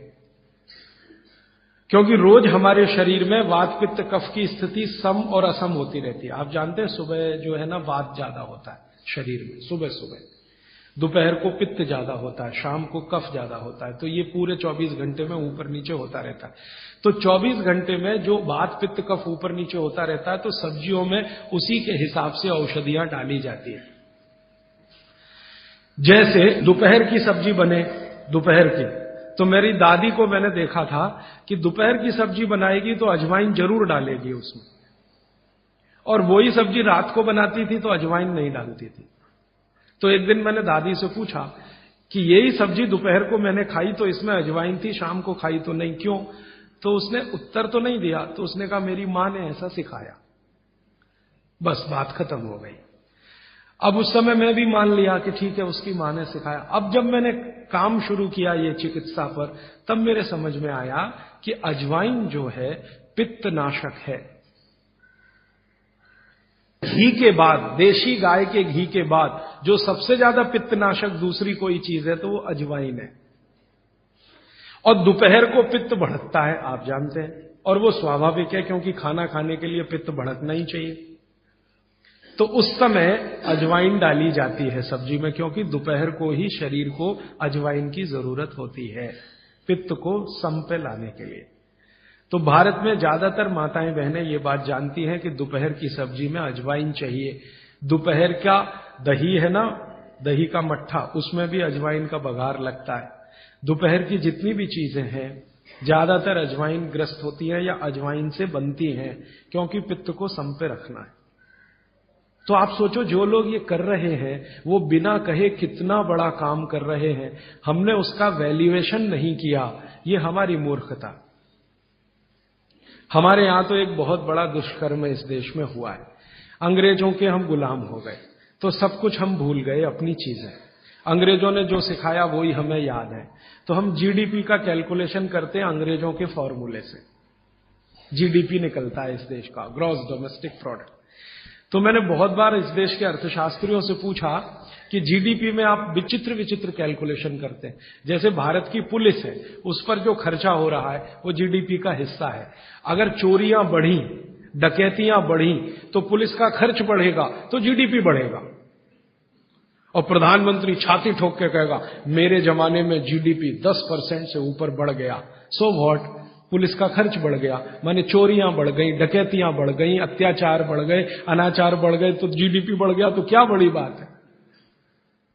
तो हमारे जो जीडीपी के कैलकुलेशन है बड़े विचित्र हैं। इसमें चोरी हो, डकैती हो, लूट मारी हो तो जीडीपी बढ़ेगा, लेकिन माताएं बहनें घर में जो करती रहती हैं वो जीडीपी में है ही नहीं, कैलकुलेशन ही नहीं है उसका। भारत सरकार कोई कैलकुलेशन नहीं करती कि किसी माँ ने 1 किलो पापड़ बना दिए तो जीडीपी बढ़ा कि नहीं, तो कहते हैं जी मालूम नहीं बढ़ा कि नहीं बढ़ा, क्योंकि कैलकुलेशन नहीं है। किसी माँ ने दाल की बड़ी बना दी 5 किलो दाल की, तो जीडीपी बढ़ा कि नहीं बढ़ा। आपका मन क्या कहता है, बुद्धि क्या कहती है, बढ़ा कि नहीं बढ़ा। किसी ने बड़ी बना दी, किसी ने पापड़ बना दिए, किसी ने कुछ बना दिया, किसी ने गोंद के लड्डू बना दिए, किसी ने मावे का कुछ बना दिया, तो जीडीपी तो बढ़ ही रहा है, लेकिन हम कैलकुलेट नहीं कर रहे हैं उसको, क्योंकि अंग्रेजों के यहां महिलाओं का किया हुआ काम महत्व का नहीं माना जाता। अंग्रेजों के यहां ये जो अंग्रेज जात है ना दुनिया में, ये महिलाओं के किए हुए काम को काम ही नहीं मानती। आपको मालूम है 2000 साल यूरोप में महिलाओं को पुरुषों से हमेशा कम वेतन मिलता रहा, और आज भी है ये कई देशों में। वो मानते ही नहीं कि इनका कोई काम है। क्यों? वो महिलाओं में आत्मा नहीं मानते। हां, यूरोप का सबसे बड़ा दार्शनिक है प्लेटो, वो कहता है कि स्त्रियों में आत्मा ही नहीं होती, आत्मा सिर्फ पुरुषों में होती है। तो स्त्री जो करे वो बेकार है, पुरुष जो करे वो ही अच्छा है। तो उनके यहां से ये कैलकुलेशन हमारे यहां आ गया कि स्त्री कुछ भी करे तो काम ही का नहीं। तो अंग्रेजों का 200-250 साल जो राज चल गया, उसमें हम सब के दिमाग खत्म हो गए, सोचना विचारना बंद हो गया, तो हमने भी वही मान लिया। मैं अब इसको बदलना चाहता हूं, और मैं ये समझना चाहता हूं और समझाना चाहता हूं कि स्त्रियां जो कर रही हैं वो किसी डॉक्टर से कम नहीं है। बस अंतर इतना है कि डॉक्टर को आप फीस देकर उससे एडवाइस ले रहे हैं, हमारी दादी नानी फोकट में वही एडवाइस दे रही है, धनिया खाओ, जीरा खाओ और ये अजवाइन खाओ, आपके पेट की गैस खत्म हो जाएगी। और ये 3500 साल से वैसे का वैसा ही है, अजवाइन खाओ तो गैस खत्म होती ही है। कभी भी आप करके देख लो। आप में से किसी को भी बहुत गैस बनती हो, पेट में एसिडिटी की तकलीफ हो, आज से शुरू कर दो। आप खाना खाया तो उसमें ध्यान रखो अजवाइन ज्यादा रहे, दाल में, सब्जी में, वगैरह वगैरह। और अगर नहीं कर पा रहे हैं तो खाना खत्म करते ही थोड़ी अजवाइन खा लो। अजवाइन ज्यादा तकलीफ ना कर दे, उसका बैलेंस है काले नमक के साथ, तो थोड़ा अजवाइन और काला नमक मिला के हर खाने के बाद खा के देख लो। 3 दिन में ना आपकी गैस बंद हो तो आप जो कहो मैं हारने को तैयार। ये गारंटी मैं नहीं दे रहा हूं, ये गारंटी अजवाइन दे रही है, मेरी गारंटी नहीं है, अजवाइन की गारंटी है। तो वो कहते हैं बागवट जी कि पित्त को सम रखने के लिए हमारे रसोई में घी के बाद जो दूसरी चीज है वो है अजवाइन। अब तीसरी चीज पे आते हैं। पित्त को सम रखने के लिए अजवाइन के बाद जो तीसरी चीज अपने रसोई में है वो है जीरा। जीरा 2 तरह का है, एक सफेद और एक काला, है ना। काला जीरा सफेद से भी अच्छा है। आप एक नियम ध्यान रख लो, मैंने आपसे कल कहा था, जिस चीज का रंग जितना गहरा वो उतनी ही अच्छी, भगवान की बनाई हुई, मनुष्य की नहीं। मनुष्य ने तो पेंट भी बना दिया है, बहुत गहरे रंग का है। भगवान की बनाई हुई हर चीज में ये नियम आप देखना कि भगवान की प्रकृति की बनाई जो चीज जितने गहरे रंग की है उसकी क्वालिटी उतनी ही अच्छी है। तो जीरा 2 है, एक सफेद और एक काला। काला जीरा सबसे अच्छा, पित्त को खत्म करने के लिए, सम रखने के लिए। तो आपकी रसोई में एक हो गया घी, देशी गाय का, पित्त को खत्म करने। दूसरा हो गया अजवाइन, तीसरा हो गया जीरा, और एक चीज हींग। हींग तो आप सब समझते हैं ना। हींग भी भगवान की बनाई हुई है, आदमी ने नहीं बनाई। हींग के पहाड़ होते हैं, जैसे पत्थर के पहाड़ होते हैं ना, वैसे हींग के पहाड़ होते हैं। हींग वहीं से आती है। तो हींग है, जीरा है, अजवाइन है और देशी गाय का घी। अब इसके नीचे आता है धनिया। धनिया दो तरह का है, एक सूखा और एक हरा। जब तक हरा उपलब्ध है आप खाइए, जब नहीं है तो सूखा खाइए। दोनों की क्वालिटी एक ही है। सूखे धनिये में कोई कमी नहीं आती। आपके मन में ये प्रश्न है ना, हरे पत्ते का धनिया में कुछ ज्यादा होगा, सूखे में कम। बिल्कुल नहीं है, दोनों में बराबर है। सूखने के बाद भी उसके गुणधर्म में कोई कमी नहीं। अब ऐसी पूरी लिस्ट है, मैंने तो आपको 5-7 बता दिया पित्त को कम करने के लिए क्या क्या। आपको पूरी लिस्ट है तो 108 है। 108 पित्त को खत्म करने के लिए रसोई में 108 चीजें हैं। वो पूरी लिस्ट देखनी है तो वो किताब है, आप ले लेना। एक स्वदेशी चिकित्सा किताब हमने बनाई है और एक बनाई है गंभीर रोगों की चिकित्सा, इसमें ये सूची है। और थोड़ी सी अष्टांग हृदयम के भाग 3 में भी है, भाग 2 में भी है, थोड़ी थोड़ी है। थोड़ा आगे बढ़े, कफ की सूची मैंने बताई आपको। कफ में सबसे अच्छी चीज है गुड़। गुड़ के बाद दूसरे नंबर पर है शहद। जैन है तो शहद मत खाइए, ये मेरी भी विनती है आपको, क्योंकि नहीं तो मैं पाप का भागीदार बनूंगा जो आपसे कहूं कि शहद खाओ, और मुझे तो मोक्ष में जाना है, तो पाप की गठरी क्यों ला दूं। तो आप जैन हैं तो बिल्कुल शहद मत खाइए। अजैन है माने जैन नहीं है तो आप कोशिश करिए कम से कम खाएं, ना खाएं तो और भी अच्छा, क्योंकि अपने पास शहद का विकल्प है गुड़। जब गुड़ ना रहे तब सोचें। इसी तरह कफ को कम करने की और क्या चीज है अपने रसोई में। कफ को कम करने की दूसरी जो सबसे अच्छी चीज बताई भागवत जी ने, वो है सौंठ। सौंठ, सौंठ का ही एक दूसरा रूप है अदरक। अदरक से अच्छी है सौंठ। कारण क्या है, अदरक जब सूख जाता है तभी सौंठ बनती है, और अदरक का सूखने के बाद गुण बढ़ जाता है। हां, ताजा अदरक है ना, उसका गुण जितना नहीं है, सूखे हुए अदरक माने सौंठ का गुण लगभग 100 गुना बढ़ता है। इसलिए सौंठ अदरक से हमेशा अच्छी है।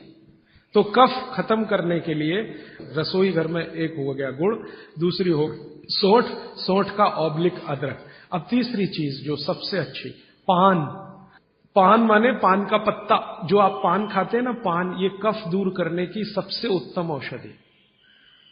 लेकिन पान भी वही चक्कर आएगा। कौन सा पान? जो गहरे रंग का। हर चीज में ये नियम है, गहरे रंग का। गहरे रंग का आप उसको कहो जी देशी पान, तो देशी पान। गहरे रंग का पान जिसका रंग बहुत गहरा हरा, एकदम काला जैसा हो तो और भी अच्छा। ये पान कफ नाशक है, बहुत ही जबरदस्त चीज है ये पान। और पान और सौंठ का बेस्ट कॉम्बिनेशन है। पान खा रहे हैं तो सौंठ डाल के खा सकते हैं, अदरक डाल के खा सकते हैं। जैन है तो सौंठ खाइए, नहीं है तो अदरक खाइए। पान, अदरक, सौंठ और ऊपर से आया गुड़। गुड़ भी मिला के पान में खाया जा सकता है।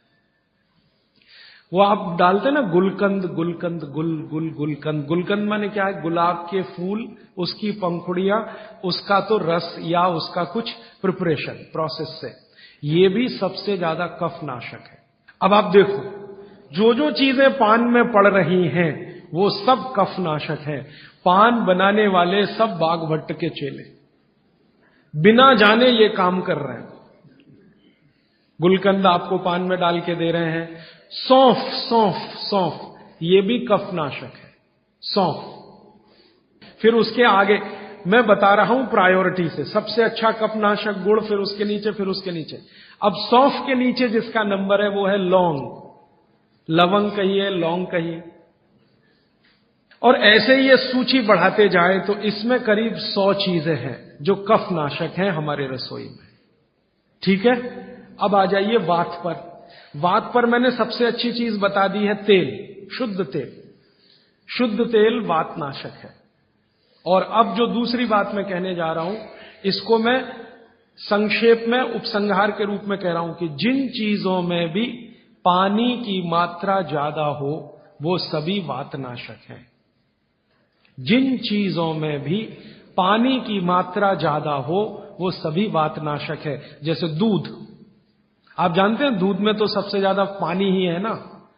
दूध को फाड़ के देख लो, सॉलिड मटेरियल तो थोड़ा ही निकलता है ना, बाकी तो पानी ही रह जाता है। तो दूध में बहुत पानी है। तो जिन चीजों में पानी ज्यादा है, भागवत जी ने सूत्र ऐसे लिखा है कि पानी युक्त चीजें, जल युक्त चीजें सभी वातनाशक हैं। तो दूध हो गया, दूध के बाद दही, दही में भी पानी ही है, आप जानते हैं। और छाछ तो सबसे ज्यादा पानी वाली है।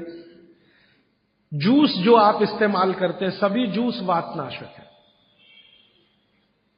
सभी जूस, संतरे का, मौसम्मी का, गन्ने का तो बहुत ही अच्छा है, अंगूर का, टमाटर का, वगैरह वगैरह, ये सब जूस वातनाशक है। तो सब तरह के जूस, दूध, दही, छाछ, ये सब वातनाशक चीजें हमारे घरों में हैं। अब आखिरी चीज भागवत जी कहते हैं कि वातनाशक, पित्तनाशक और कफनाशक ऐसी चीजें दुनिया में एक साथ मिले हैं, बहुत रेयर। वो कहते हैं कि बहुत चीजें दुनिया में हैं, कोई वात का नाश करेगा, कोई पित्त का, कोई कफ का, लेकिन कोई ऐसी चीजें भी अपने रसोई में हैं जो तीनों को नाश कर सकते हैं। उनमें से नंबर 1 है आंवला। फिर दूसरा है हरडे, और तीसरा है बहेड़ा, और तीनों मिला के बनता है त्रिफला। ये जो त्रिफला है ना, भागवत जी इसकी इतनी बढ़ाई करते हैं, इतनी प्रशंसा उन्होंने लिखी है कि खाली त्रिफला पर ही उनके 120 से ज्यादा सूत्र हैं। 120 से ज्यादा अकेले त्रिफला पर। त्रिफला को इसके साथ खाओ, त्रिफला को उसके साथ खाओ, त्रिफला को ऐसे खाओ, त्रिफला को 120 से ज्यादा सूत्र है अकेले त्रिफला पर। और वो ये कहते हैं कि ये जो त्रिफला है, इसमें सबसे अच्छा फल आंवला, फिर बहेड़ा, फिर हरडे, ये सबसे दुनिया में अद्भुत चीज है। लेकिन इसकी मात्रा के बारे में उन्होंने जो कहा है वो ध्यान रखिए। ज्यादातर लोग त्रिफला इस्तेमाल करते हैं, करिए, बहुत अच्छा है, लेकिन मात्रा ध्यान रखिए। हम क्या करते हैं कि हर, बहेड़ा, आंवला तीनों बराबर मात्रा में मिला के त्रिफला बनाते हैं। वो कहते हैं कि ये उतना उपयोगी नहीं है, और हमने करके भी देखा। वो कहते हैं कि त्रिफला सबसे अच्छा होता है 1, 2, 3 के अनुपात में। पहला है हरडे 1 अनुपात, दूसरा है बहेड़ा 2 अनुपात, और तीसरा है आंवला 3 अनुपात। अब इसको मात्रा में कहूं, अगर त्रिफला बनाना है तो हरडे लेना 100 ग्राम, बहेड़ा लेना 200 ग्राम, और आंवला लेना 300 ग्राम। तो ये 100, 200, 300 ग्राम की मात्रा में आप जो त्रिफला चूर्ण तैयार करेंगे, वो कहते हैं ये अद्भुत है, वात, पित्त, कफ तीनों का नाश करता है, तीनों का। अब वात, पित्त, कफ तीनों से आप अगर ग्रसित हैं तो आप त्रिफला जरूर लीजिए। कैसे लाएं? त्रिफला लेने के 2 नियम बताए उन्होंने, एक रात को और एक सवेरे। सवेरे का नियम उनका यह है कि सवेरे सवेरे अगर त्रिफला खाएं तो गुड़ के साथ, नहीं तो शहद के साथ, गुड़ या शहद। वैसे ही आप तय कर लीजिए, जैन है तो गुड़, अजैन है तो शहद। तो सवेरे का त्रिफला खाएं तो गुड़ या शहद के साथ, रात का त्रिफला खाएं तो दूध के साथ या गर्म पानी के साथ। त्रिफला तो एक ही है ना, सवेरे भी त्रिफला ही खा रहे हैं, रात को भी, लेकिन भागवत जी कहते हैं असर अलग अलग है दोनों के। रात को जो आप त्रिफला खाएंगे दूध के साथ या गर्म पानी के साथ, तो ये त्रिफला रेचक है। रेचक शब्द उन्होंने इस्तेमाल, रेचक माने पेट को साफ करने वाला, बड़ी आंत की सफाई करने वाला, शरीर के सब अंगों की सफाई करने वाला, झाड़ू लगाने वाला जो व्यक्ति, वो रेचक। तो कहते हैं रात को अगर त्रिफला आप ले रहे हैं दूध के साथ या गर्म पानी के साथ, तो ये रेचक है, माने ये एक ही काम सबसे ज्यादा करेगा कि आपकी कब्जियत मिटा देगा। कितनी भी पुरानी कब्जियत है मिटा देगा, 40 साल पुरानी भी मिटा देगा रात को। और जो दिन को त्रिफला खाया सवेरे गुड़ के साथ, तो वो कहते हैं ये पोषक है। एक शब्द है रेचक और एक है पोषक। पोषक माने शरीर को जो कुछ चाहिए, विटामिन सी चाहिए, विटामिन ए चाहिए, विटामिन डी चाहिए या विटामिन के चाहिए या कोई विटामिन चाहिए या हमें माइक्रो न्यूट्रिएंट्स चाहिए शरीर को, कैल्शियम चाहिए, आयरन चाहिए वगैरह वगैरह। तो शरीर को अगर पोषकता चाहिए तो त्रिफला सवेरे खाना, और शरीर में आप मानते हैं कि हमारी कब्जियत ठीक करने के लिए तो त्रिफला रात को खाना। दोनों समय के त्रिफले में बिल्कुल अलग तरह के परिणाम आते हैं। तो जो कहें हम तो स्वस्थ हैं जी, तो सवेरे ही त्रिफला खाओ स्वस्थ हैं तो, और जो कुछ बीमारियां हैं आपको तो रात को खाओ। ठीक है, मात्रा ध्यान रखना, 1 2 3 सम मात्रा का त्रिफला बहुत रेयर केस में इस्तेमाल होता है। 1 या 2 ही बीमारी हैं। अभी मैंने एक जगह इस्तेमाल किया था, एक वैज्ञानिक हैं, भाभा एटॉमिक रिसर्च सेंटर में काम करते हैं, उनको एक बीमारी हुई रेडिएशन से। रेडिएशन आप जानते हैं सभी एटॉमिक सेंटर में, तो उनका पूरा शरीर सड़ गया, एकदम सड़ गया, जगह जगह घाव, जगह जगह, और उसमें से खून निकलता, मवाद निकलता। वो बेचारे इतने परेशान, इतने हैरान, कहां कहां जा जाके अमेरिका, कनाडा, सब जगह कुछ इलाज हुआ नहीं, कोई रिलीफ मिला नहीं। कपड़ा भी नहीं पहन सकते, ऐसी स्थिति थी, हमेशा नंगे बदन रहते थे। तो ऐसे ही किसी ने मुझे उनके बारे में बताया। बंबई तो मैं अक्सर जाता रहता हूं कि राजीव भाई एक ऐसे व्यक्ति हैं, तो मैं उनको गया था मिलने और देखने, तो मैंने देखा सच में हालत बहुत खराब थी। तब मैंने उनसे कहा कि आप बहुत परेशान हैं। हाँ बहुत परेशान है, दवा सब काम लेके देख ली, कुछ उपयोग होता नहीं। मैंने कहा मैं होम्योपैथी दूं? उन्होंने कहा होम्योपैथी मैं नहीं लेना चाहता। तो मैं पूछा चलो आप फिर एक काम करो, त्रिफला चूर्ण खाओ बस, और कुछ मत करो। तो उन्होंने त्रिफला चूर्ण शुरू किया, ये मैंने बताया 1 2 3 शुरू किया। 3-4 महीने में रिजल्ट बहुत थोड़ा आया थोड़ा आया। फिर मैंने कहा मात्रा बदल के देखते हैं। फिर उनकी सम मात्रा की मैंने, बराबर जितनी मात्रा आंवला, बराबर उतनी मात्रा बहेड़ा, बराबर उतनी हरडे। अभी स्थिति यह है कि वो बिल्कुल ठीक है, 1-1.25 साल उनको हुआ त्रिफला खाते खाते, बिल्कुल ठीक है, और पहले से ज्यादा प्रफुल्लित है, पहले से ज्यादा एनर्जेटिक है। आप जानते हैं रेडिएशन का दुनिया में इलाज नहीं है। ये उदाहरण मैंने जानबूझ के दिया, ऐसे सैकड़ों उदाहरण है मेरे पास।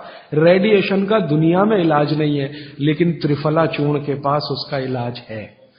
अगर यही त्रिफला चूर्ण अमेरिका में हुआ होता ना, यूरोप में हुआ होता, तो अब तक इस पर पेटेंट लेकर करोड़ों डॉलर कमाए होते उन्होंने। ये हमारे यहां प्रचंड मात्रा में है, हर घर में है, हर गांव में है, इसलिए हमें इसकी कीमत नहीं मालूम। मैं आपसे फिर कह रहा हूं, आपके सोचने का नजरिया बदल दीजिए। प्रकृति ने जो चीजें प्रचंड मात्रा में हमको दी हैं, वो उतनी ही कीमती हैं। वो प्रकृति की हमारे ऊपर कृपा है, जो हमारी जरूरत के हिसाब से दी है। आंवले का इतना उत्पादन इस देश में होता है, आप जानते हैं। बहेड़ा इतना मिलता है, हरडे इतना मिलता है, और लगभग फोकट की स्थिति में मिलता है। अब पता नहीं कौन कौन लोग उसी आंवले को 200-250 रुपए किलो च्यवनप्राश बना के बेच लेते। ये जो च्यवनप्राश है ना, ये त्रिफला चूर्ण से कई गुना नीचा है। च्यवनप्राश पे जितना खर्चा कर रहे हैं, उससे बहुत कम खर्चे में आप त्रिफला खाइए, च्यवनप्राश से भी ज्यादा असर है। तो मेरी आपको आज के लिए ये आखिरी सूत्र थी कि आप अपने जीवन में वात, पित्त, कफ तीनों को सम रखना चाहते हैं, तो आंवला, हरडे, बहेड़ा, आंवला, इन तीनों का उपयोग करना सीख लीजिए। घर में हमेशा इसको डब्बे में बना के पाउडर के रूप में रख लीजिए। अब आप कहेंगे इन तीनों को एक साथ खाएं, आप अकेला आंवला भी खा सकते हैं। आंवला तीनों दोष दूर करता है, वात, पित्त, कफ। हरडे तीनों दोष दूर करता है, वात, पित्त, कफ। और बहेड़ा तीनों दोष दूर करता है, वात, पित्त, कफ। इसलिए भागवत जी कहते हैं सर्वोत्तम फल यही है, आंवला, हरडे, बहेड़ा। दूसरे फलों से कई गुने ज्यादा ताकतवर यही फल है, आंवला, हरडे, बहेड़ा। अब आपको आखिरी एक छोटी सी बात कह दूं कि आप में से किसी को भी ये तकलीफ है कि आपके शरीर में मेद बढ़ा हुआ है, मेद माने मांस बढ़ा हुआ है, बहुत लोग परेशान है, मोटापा, मेद माने कफ बढ़ा हुआ है, सीधी सी बात। तो आप त्रिफला खाइए। कब खाना है? आपको रात को नहीं खाना है, सवेरे खाना है। जिनको भी मांस बढ़ा है शरीर पर, मेद बढ़ा है, उनको अगर छाटना है, इसको कम करना है, तो त्रिफला सवेरे खाना, आंवला सवेरे खाना। आप त्रिफला नहीं खा सकते तो आंवला ही खा लीजिए। 4 आंवले 3 आंवले रोज खा लीजिए। आंवले को मुरब्बा बना के खा लीजिए, मुरब्बा को और आंवले का अचार बना के खा लीजिए, आंवले की चटनी बना के खा लीजिए, जैसे भी है आंवला खा लीजिए। 3 से 4 आंवला जितना होता है ये पेट में जाते रहे तो साल भर में आप देखोगे आप पहले से ज्यादा स्लिम और ट्रिम हो जाएंगे। और आंवले के बारे में आज के जो वैज्ञानिक कह रहे हैं, आज के, वो कहते हैं कि दुनिया का सबसे अच्छा एंटीऑक्सीडेंटल फल कोई है तो वो यही है। एंटीऑक्सीडेंट माने जो ऑक्सीडेशन की क्रिया को कम करे, और शरीर में हमेशा ऑक्सीडेशन चलता है। ऑक्सीडेशन में उम्र कम होती है, शरीर के हर अंग का क्षय होता है। तो अगर उम्र बढ़ानी है और अंगों का क्षय बचाना है तो आंवले से अच्छी कोई चीज नहीं। दैनिक जीवन में, भोजन में इसको जरूर धारण करिए। भागवत जी कहते हैं कि जब त्रिफला खाएं, आंवले के बारे में तो वो कुछ नहीं कहते, वो कहते हैं साल भर खाओ, 2 साल खाओ, रोज खाओ, कोई दिक्कत नहीं। त्रिफला खाएं तो 3 महीने लगातार खाने के बाद थोड़े दिन छोड़ देना। 3 महीने 90 दिन खा के थोड़े दिन छोड़ देना, माने 15-20 दिन छोड़ देना, फिर अगले 3 महीने खा लेना, फिर 15-20 दिन छोड़ देना, फिर 3 महीने खा लेना। क्यों कर लेना ऐसा? वो कहते हैं कि ये छोड़ना जरूरी है बीच में, नहीं तो शरीर को आदत लग जाती है, और वो आपने अगर छोड़ा नहीं तो आपको कुछ दुष्परिणाम भी दे सकता है। लगातार अगर त्रिफला खाया तो कई दिन ऐसा लगेगा कमजोरी आ गई, अगर बीच में छोड़ा नहीं तो। छोड़ के खाना।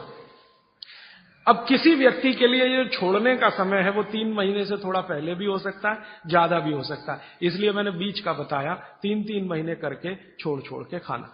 अब आज के लिए सूत्र इतना ही, आगे प्रश्न। जी, मात्रा कितनी?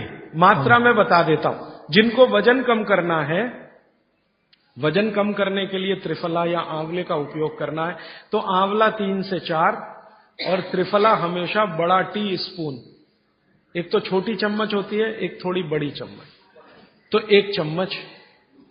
हाँ, गुड़ के साथ सुबह, नहीं तो शहद के साथ। और जिनको रेचक के रूप में उपयोग करना, पेट साफ करने के लिए, आंतों की सफाई करने के लिए, वो रात को खाएं। रात को भी आंवला लगभग 1 चम्मच, लेकिन छोटी चम्मच। कैसे खाना है? गुड़ के साथ कैसे मिलाएं? आंवले का चूर्ण आपके पास है, थोड़ा गुड़ ले लो, चूर्ण और गुड़ को ऐसे हाथ से मसल दो, वो लड्डू जैसा हो जाएगा, गुड़ उसको अपने में समा लेगा, फिर गुड़ खा लो। पीछे से थोड़ा दूध पी लो। मैंने आपको कहा था कि भागवत जी कहते हैं कि दूध एक ही चीज के साथ पिया जा सकता है, वो है आंवला। क्या कहते हैं बहेड़ा को? तानी। आप ऐसा करिएगा, ये प्रदीप भाई की दुकान पे चले जाइएगा, वो आपको शक्ल से दिखा देंगे, या कल यहां मंगवा के थोड़ा रख दीजिए पहचान करने के लिए कि हर क्या है, बहेड़ा क्या है, आंवला तो आप सब पहचान जी। हरड़ा को कड़का बोलते हैं, हरड़ा को कड़का, बहेड़ा को तानिकाय, बहेड़ा को तानिकाय, आंवला को पाल नेल्लिकाय, आंवला को पाल नेल्लिकाय या नेल्लिकाय सीधे कर दीजिए, ये तीनों नाम है। ये प्रदीप भाई ने एक सवाल पूछा है कि अगर हम वजन कम करने के लिए या मांस कम करने के लिए खाना चाहते हैं तो 2 बार खा सकते हैं? बिल्कुल नहीं, एक ही बार के लिए नियम है। सुबह ही सुबह आपके लिए सबसे अच्छा है। जो बाजार में त्रिफला चूर्ण मिलता है वो खा सकते हैं? मेरी आपको एक विनती है, बाजार का त्रिफला चूर्ण लाने से अच्छा है बाजार से आंवला लाना, बहेड़ा लाना, हरड़े लाना, कूट पीस के अपने घर में बनाना। क्योंकि बाजार में कई बार बहुत सारी चीजें हैं जो कॉमर्शलाइज हो चुकी हैं और उनके असर अगर कम हुए तो आप भागवत को गाली देंगे। इसलिए रॉ मटेरियल लाके घर में तैयार करना, कूट पीस के। जी, आपने गुड़ की बहुत महत्वपूर्णता बताई, परंतु डायबिटीज पेशेंट्स क्या करें उसके लिए? गुड़ आप डायबिटीज में खाइए, भरपेट आंवले के साथ खाइए, त्रिफला के साथ खाइए, कोई तकलीफ नहीं, कोई तकलीफ नहीं है गुड़ खाने में। डायबिटिक लोग भी गुड़ खा सकते हैं, शुगर ना खाएं। और जूस का क्या करें? डॉक्टर्स तो कहते हैं डायबिटीज डोंट ईट फ्रूट्स करके। आप बिल्कुल चिंता मत करिए, आप भगवान की दी गई जो शक्कर है, ईश्वर की दी गई शक्कर है, जूस में है, फल में है, वो आपको शायद मालूम है या नहीं। शक्कर जो है ना, शुगर, इसके कई रूप हैं। एक है ग्लूकोज, एक है सुक्रोज, एक है फ्रक्टोज। तो ये जो फल वगैरह की शक्कर है, ये फ्रक्टोज फॉर्म की ज्यादा होती है और ये आसानी से डाइजेस्ट होती है। गुड़ की भी उसी कैटेगरी में आती है। तो आप चीनी मत खाइए, गुड़ खा सकते हैं, शहद खा सकते हैं, फल खा सकते हैं। मीठे कोई भी फल खाने में तकलीफ नहीं है, बशर्ते कि त्रिफला खाते रहें, थोड़ा त्रिफला लेते।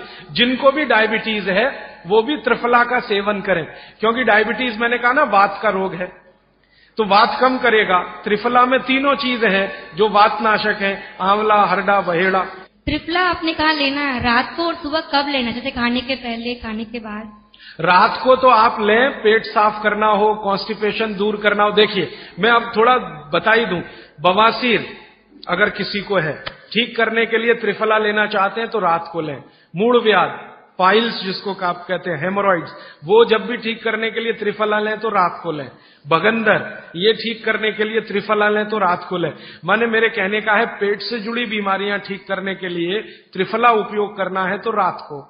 चम्मच एक छोटी, दूध के साथ या गर्म पानी के साथ। और अगर आपको मांस कम करना है, कफ नाशक बीमारियां, कफ से जुड़ी हुई बीमारियां, तो सुबह खाने के बाद लेंगे, रात को, और सवेरे लेंगे खाने के पहले। खाने के ही नहीं, नाश्ते के भी पहले 40 मिनट, नाश्ता करने से 40 मिनट पहले। जी आपने बताया कि त्रिफला 1, 2, 3 के अनुपात में बनावे हैं, तो आपने जो मुंबई वाली बात करी, तो मुंबई वाले भाई साहब को पहले आपने 1, 2, 3 के अनुपात वाला ये त्रिफला दिया, वो जब बराबर काम नहीं किया तो फिर आपने समकालीन दिया और वो बिल्कुल ठीक हो गए। तो ये क्या प्रोसेस हुआ? हाँ, ये सवाल थोड़ा टेक्निकल है। इसमें हुआ क्या कि जब आंवले में हरड़ा, बहेड़ा और आंवले को 1, 2, 3 के अनुपात में हम रखते हैं तो आंवला ज्यादा है। आप निश्चित रूप से देखें, 3 मात्रा है, आंवला ज्यादा है। आंवला माने विटामिन सी का भंडार, आंवला माने कैल्शियम का भंडार, आंवला माने ये, आंवला माने वो। तो अब जब बीमारी उनको रेडिएशन की थी तो ऑलरेडी उनके शरीर का विटामिन सी बढ़ा हुआ है, क्योंकि रेडिएशन से वो एक्स्ट्रा होता है। तो हमने देखा आंवला अगर मात्रा उनके साथ है तो वो काम नहीं कर पा रहा है इतना, जब 3 मात्रा का है, क्योंकि जो चीज पहले से बढ़ी है वो और बढ़ाएगा। तो फिर हमने इसको कम कर दिया, हरडे और बहेड़ा को बढ़ा दिया, तो सम हुआ, तो रिजल्ट तुरंत आ गया। तो ये रेडिएशन जैसे गंभीर बीमारियों में, कैंसर जैसे गंभीर बीमारियों में इस तरह का उपयोग होता है आंवला, हरडे, बहेड़े का बराबर मात्रा में। लेकिन बाकी जो साधारण बीमारियां हैं उनमें 1, 2, 3 ही रहता है, क्योंकि आपको कई जगह कैल्शियम की जरूरत है, विटामिन सी की भी। जितने लोग मोटे हैं उतना शरीर में विटामिन सी कम, जितने लोग मोटे हैं उतना कैल्शियम कम। तो कैल्शियम कम है, विटामिन सी कम है, तो मैं आपसे कहूंगा ही कि आंवला 3 मात्रा में लो, तो वो बढ़े तो बाकी चीजें कम हो। तो ये चक्कर है, ये थोड़ा टेक्निकल प्रोसेस है, आप लेकिन समझ जाएं, सरल भाषा में मैंने कोशिश की है बताने की। जी। In 1992, I went to Rajasthan. I studied Jainism. I have been following. I was 120 kg with top to bottom all diseases. Today, I am standing without any disease. I am 66. I am following 100% Swamiji's. I don't take idli, chapati or sugar. Particularly white sugar is nothing but carbon. Nothing but carbon. Carbon, charcoal koi खाएगा. The same way, the refined oil, nothing but again carbon.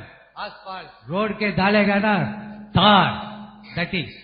So, what he said, I learned it in Rajasthan. I was 127 kilo. Now I am just 49 or 50 kilo without any disease. From top to bottom, including lung cancer and mouth cancer, I cured without any medicine, only by food, the Swamiji's food. I have to thank Jainism.